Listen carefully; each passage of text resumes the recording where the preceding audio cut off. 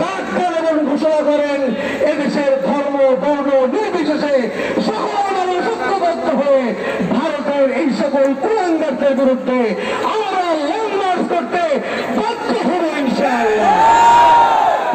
আমার ইসরায়েলের কথা তো নতুন নয়, পুরাতন গল্প। ইসরায়েল যা করছে অসভ্যতার এত নিম্ন পর্যায়ে গিয়েছেন, আপনাদের লজ্জা নাই।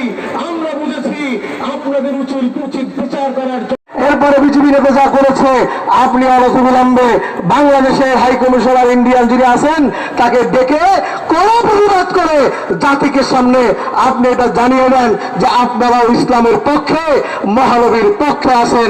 আমরা এটা দেখতে চাই। অন্যথায় আগামী দিনে এই প্রসঙ্গে কিন্তু পিসার চর্মে ডাক দিলে দেশব্যাপী গণ আন্দোলন গড়ে উঠবে ইনশাআল্লাহ। আজকের এই বৈরী আবহাওয়ার মধ্যে আজকের এই গণসমাবেশ এবং এই মিছিলে, পূর্ব সমাবেশ এবং মিছিলে অংশগ্রহণ করার জন্য ইসলামী আন্দোলন বাংলাদেশের পক্ষ থেকে সকলকে আন্তরিক ধন্যবাদ জানিয়ে বক্তব্য এখানে শেষ করছি। বিসমিল্লাহির রহমানির রহিম। নাহমাদুহু ওয়া নুসাল্লি আলা রাসূলিল কারীম।